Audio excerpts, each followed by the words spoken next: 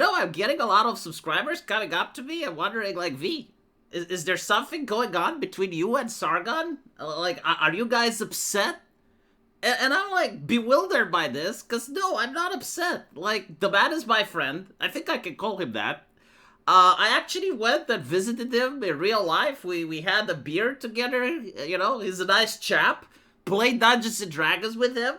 But my relationship, behind the screen, I guess, is a lot different than the one in front of the screen. Because the one in front of the screen is about ideas, and we're both political commentators, right? Like, he sells his package and his opinions, and, well, I gotta sell mine. What can I say, And apparently, like, after he went to a university, he visited the absolute worst that humanity has to offer, which are the academics, and they mind-fucked him. Like this is the reality, Like, the university just is this bloated corporation that sucks the wealth out of people and places mind viruses in their brain, which makes them think that communism is one of the most individualistic ideologies out there, right? And he had, like, this take for 3 days now, like, keeps going around and says that, well, actually, communism, which, by the way, is the ideology of collective ownership of property, right? Collective ownership of property, according to Sargon, is actually a very individualistic ideology. Like, look at this nonsense that you can't learn from real life. You have to go to an academia in order to get wisdom from it. Apparently, Karl Marx described how society ought to be filled with socialized Robinson Crusoes. It doesn't get more individualistic, right? So now I'm scared that my son, which is going to be like his dad, is going to want to be an individualistic Chad, is going to listen to Sargon and he's going to think like, okay, Dad, if I want to be more individualistic than you, I have to become a fucking commie, because, like, that is the way. And I'm like, wait, what are you getting this from? Well, Sargon said it's like, the most powerful individualistic force on earth is communism. I'm joking, okay? Before people go like, the man of straws, you can't contradict the straw. Listen, okay? Help me understand where this is a straw man, alright? Like, because I had time for reflection. I actually stopped to think. It's like, maybe I'm misunderstanding the guru. Everyone around me has said that communism is collectivist. Even in the definition is the collective owner of property. But, like, the fuck do I know, right? Like, maybe he has something else that my brain is just incapable of understanding. So, let's take it from point A to Z, right? Let's look at the definition. What is individualism and what is collectivism? How exactly does your nation function? Do your parents kick you out when you're 18? Like, you've managed to reach adolescence, you're 18-year-old, your dad goes, get the fuck out of my house, stop being a parasite, get married, have kids, get a job. Call me after, right? Is your society like that? Or is your society viewing it as a shame to abandon your family? When you become 18, you're expecting to get married and bring your wife so that she lives with your mommy and daddy and your 6 brothers. And if you actually decide to go live by yourself, it's considered a great shame. That's a collectivist mentality. And by the way, there are nations like that. For instance, it used to be in India. I don't know if they still do it like that. But there are nations that actually view that family should be that way. You should actually have a house and it's like 10, 15 people live in it, right? That's collectivist. The idea, go and get a job, get married, and call me after. That's an individualist society. Another example. Do you have a wide array of subcultures to pick from in your country? Like, if you want to have hobbies, can you associate yourself with a variety of subcultures?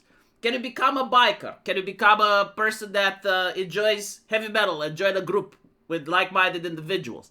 Can you go hunting, fishing? Can you join a church choir, right? These societies allow individuals to associate with a wide variety of subcultures. Meanwhile, if you look at the Soviet Union, you had like 2, maybe 3 choices that you could pick for hobbies, right? Like you did literally what everyone else was doing. And all of the subcultures, they were pretty much the same and they were all worshipping socialism. They were all worshipping the same. That's a collectivist society. An individualist society allows a wide array of freedoms. Like if you tried to get heavy metal into the Soviet Union, that was degenerate capitalism and they would crack down hard on it. Other examples, when you speak with other people, do they care about your name or do they care about your family or where you come from, right? Like, do they care more about your identity? Like, what is your sexuality? What is your race? Do they care more about that? Or do they care more about your name? In other words, you're John. Like, and what did you do, John? Well, I study at, I managed to start my own business. I did this and this and that. And that represents you as a person. Or is it, well, I'm John, I'm gay, and I'm black, and blah, blah, blah, right? The second one is collectivist in nature. The first one, where it's your accomplishments, who you are as a person and what you did, that is individualistic in nature, right? And now, like, apply it to communism. Apply it to, like, the Soviet Union or any communist nation you want, and ask yourself, how individualistic are they? And obviously, it's not an on-off switch. It's not like one nation is individualist and another is collectivist. It's a dial. Some nations are more individualistic-oriented. Others are more collectivist-oriented. They change throughout time. Like, a nation can be individualistic at one point and then be more collectivistic at another. It's based on tradition, human emotion, culture, experience, ideology. It's like a whole group of things that influence this. So, I don't understand where the straw man is, right? Like, he is saying that communism is promising people individualism. It doesn't. At no point does it do, like if you're cherry picking and maybe like there is like some minor point that Karl Marx made, but like it's not representative of the whole, and you're basically like saying, no, this is the case. I'm sorry, you're wrong. You're wrong. Like, the communists are actually very specific in the fact that, no, like, they are promoting the collective ownership of property. They are basically saying that you're not going to be allowed to associate and create businesses in any way you want. They're basically saying that you're going to live in a collective. Your family is going to be enlarged, and you're going to live with strangers. That's what communism preaches. It doesn't at any point say that, yes, you're going to be an individualistic nation where you can have choices and what. No. In fact, they even view that as a bad thing. Like, they expressly state that that is a bad thing. And so why is Sargon doing this, right? Like, why is he so upset with liberalism all of a sudden? My understanding, again, explain to me what I'm strawmanning. I'm genuinely curious. But my understanding is that he believes that wherever liberalism exists, it invites communism. Like, it's the inevitable conclusion of liberalism, right? So, like, anywhere on planet Earth where human beings gather, if they have liberalism, the ghost of Karl Marx goes like, and goes over there and starts the communist utopia, right? Like, if I take 50 people with Elon Musk and we go on Mars and we start liberalism, we're going to have communism. To me, that's not, I mean, maybe, if you apply the ideology like a mathematical formula, but again, like, that's not how ideologies work, right? Like, they work based on tradition, emotion, culture. But, okay, fine. Maybe if, like, by some academic miracle, you apply the actual formula and you stretch the definitions and you conclude that, yes, when you look at human nature and you look at society, that's not what's happening, right? Like, communism, its first inception, I would say, would be the French Revolution. It's probably even earlier than that. But usually it happens under monarchies, and it happens because people are starving, right? So, like, in the French Revolution, what started it is that the clergy voted with the aristocracy against the starving peasantry. And you had the uprising. Another one is the destabilization of the Soviet Union, of the Tsarist Russia during World War I. Where, again, you had the similar problem with the church being corrupt and the aristocracy being disconnected to what the people were wanting. They were pushing them in a war. And then Germany, which, by the way, at the time was also a monarchy, subverted Russia by funding Lenin and sending Lenin into Russia to destabilize their country. It's not because of liberalism. It's due to economic hardships and war. And then communism was exported into Eastern Europe through war. It wasn't like at some point people decided, hey, like, we're going to be liberal, let's be communists. It's not how it works, right? Like, maybe in Sargon mind it does, but like when you apply it to human history, China didn't become communist because it was a liberal nation. And so basically what I think is that what Sargon is trying to say is that he doesn't like liberalism because of the liberal aspect, right? Like, he doesn't want freedom because freedom leads to communism. So freedom leads to tyranny. So in order to prevent freedom from reaching to tyranny, we need to have some tyranny to prevent freedom. Okay? If this is a straw man, I don't fucking talk, this is my statement, okay? Refute it. Fucking refute it. If you think that this is a straw man, after talking to Sargon myself, after listening to his videos, after engaging with all of the stuff that he said, and talking with other people, and using 4 different AIs and asking them, is it a straw man? They all said no, but if you think differently, alright, debunk my argument, right? I think that Sargon doesn't like liberalism because of freedom. He believes that freedom leads to bad decisions. He believes that bad decisions lead to tyranny. So if we have tyranny now, we can prevent freedom from happening. Am I wrong? If yes, how? Why exactly am I wrong? Debunk my argument. But anyway, right, what I think is actually happening. Why is Sargon so upset? Why did he change his ideology? Because he used to be, like most of the classical liberal shit that I know it from him. And so, why did he change his mind all of a sudden? Well, I think he feels very defeated over the shit that's happening in his country. And I can't blame him. I can't blame him. Like, if the shit that's happening in his country would happen in mine, I would probably be devastated. So I get where he's coming from, right? Like, he feels defeated. He feels that everything he does is for nothing. Nothing that he tries to accomplish ends up in a victory. He's looking at the United States, see them how they vote Donald Trump. He's salivating over that shit. Looking at Eastern Europe, seeing like what victories are in Poland, salivates over that shit. And his country is the clown car. Okay, fine. I'm not going to make fun of him for that. But when I went to Britain, he showed me the devastation. Took me on a street and waved his hand like Moses over the Red Sea. And it's like, look what they did to this beautiful place. And my answer was like, yeah, you know how to fix it? And he said, how, V? He sought wisdom from me. And I said, get rid of the welfare state. And he said, yeah, but like British people don't want that. It's like, why? Well, yeah, but like the idea of like an old British lady suffering from the cold and no one doing anything, it just doesn't sit well. That's the fucking problem, right? Like, that's the mentality right there. You don't want to get rid of the welfare state. You want safetyism. If you want sci-fi level medicine from the NHS, you need to pay sci-fi level amounts of money to get it. Like, you want all this shit, right? Like, you want free shit. You want safetyism. That's the price. The price is a bloated government. It's not liberalism that you're getting. You're not free. You're not free to do shit. You're not free to fly your own national flag.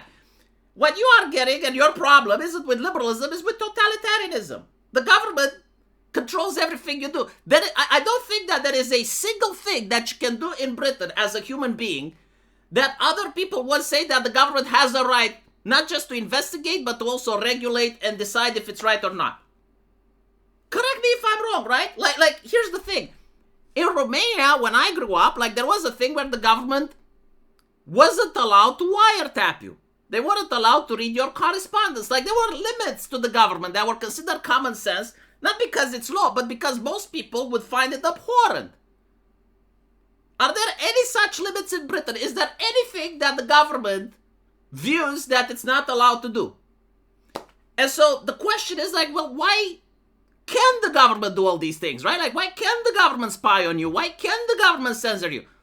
And the answer is because it has money. Where does it have money from? From your pockets. You're literally funding the welfare state. The government doesn't give all the money back to welfare. It also keeps some of the money to make the censorship apparatus. You're a peasant working on a noble that hates you. You're working on his field and you refuse to leave. And you also refuse to change the mentality, right? You can fight your windmills. You can say, oh, the problem is like individualism and blah, blah, blah. But until you defund the government, this thing is going to keep happening. Even if you have someone in power, like you notice they had Liz Truss, right? And Liz Truss actually wanted to make some changes. Look how fast she fucked off. Like people in power, they want to grift. They don't care about anything else besides the grift. You have like the chucklehead coming up, collectivism, individualism, John Locke ideology. They don't care. Like if they think that they can make money by being fundamentalists, they will become fundamentalists. If they think they can make money by becoming liberals, they will become liberals. If the government thinks it can make money by being communists, they will become. They don't give a fuck. They have no chill. You guys saw this during the pandemic, right? Like all of a sudden the government was, if only we can save one life. Everyone else needs to shut their businesses. Everyone needs to stay home. They go and they party, right? Like they don't give a shit. They're not afraid of the virus. It was just profitable for them to do so, right? And so they go party. You stay home. You lose your body. You get arrested if you sunbathe. And then when BLM comes along, they're like, oh, okay, businesses stay closed, but you can protest, right? Protesting over some shit that's happening in the United States. Was that liberal? Was that communistic? What was it? It was grifting. That's what it was. You know, like those were their voting base. Those were their pay piggies. Why would they complain? Right? Like if you're a pay piggy, then you get rights. If you're not a pay piggy, you get locked inside, right? And then when Ukraine gets invaded by Russia, all of a sudden it's not if only we can save one life. It's like to war. There's no ideology here. This is not the government that's like principled, or it's like, oh, well, they're this or that, and then we got liberalism and freedom. You don't get shit, okay? You have corruption. That's what you have. You're living in Eastern Europe, and you don't fucking know it. And when an Eastern European comes and fucking tells you your problem is safetyism and welfare, okay? Get rid of it. And you're like, well, no, that's actually good. That's a good thing. Well, okay, then fucking enjoy your government. You know? I gave him another solution. A lot of British people don't like it, but it's true, right? His grandfather came from the Indies seeking a better life in the UK. And apparently he got it, I assume, right? And I was like, why can't you be like your grandfather?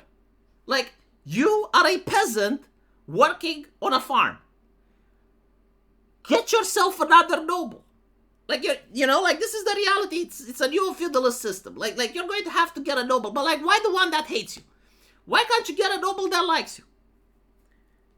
$100 is what it costs to take a plane to Poland and start a business there. I'm not saying renounce your citizenship. I'm not saying sell your house. I'm saying start a business and pay taxes to a government that doesn't hate you. Go to Poland, right? That's it. That's all you gotta do. No. And people tell me it's like, well, if everyone fled. And it's like, no, you're looking at it wrong. If everyone is funding their oppression, right? If everyone is paying for their oppression, you get oppressed. The solution is simple. Go broke. Stop funding it, right? If everyone left, the government would collapse. There would be no more money, right? Like the money that they're taking is that they're taking it from people like Sargon that actually has a business. Do you know how much money he probably has, like with the business that he does, right? Like he's actually someone that matters. He's not an average Joe. And so, like, if a lot of people would defund their own government by like going and building businesses somewhere else, it would collapse. It wouldn't have money to maintain the system. But it is what it is, you know. Yes, sure, of course, it's liberalism that's the problem. I don't think he's going to solve the problem. Not with this mentality. I just don't think it is. I think like he needs to look at Eastern Europe, understand what's happening here, and realize that what's happening here is happening there, and then try to import some Eastern European solutions for the troubles that he's having. Until he does that, nothing will change. That's my opinion. And of course, you know, I'm not upset with him. Like, I'm not angry or anything like that. I'm still friends with him. It's just that ideologically, I can't agree. Like, if you say nonsense like communism is an individualist ideology, or you have... everywhere you have liberalism, you're going to end up with communism, or Britain is a liberal state. It's like, come on. No, it's like, that's nonsense, you know? Like, I mean, that's nice that you can say that in front of a university professor at an academia, but you can't say that in front of an Eastern European, okay? Defund the welfare state, stop it with the safetyism. I guarantee to you, over 60% of your problems would go away the next day. Let me know what you guys think, and as usual, I will see you in the comment section. Holy shit, my troll died. Did you notice that? My troll died. What happened? My phone battery died. This is the welfare state. Honestly, the Romanian welfare state taxing me way too fucking much to the point where it's difficult for me to buy a new phone. I'll see you guys in the comment section. Take care.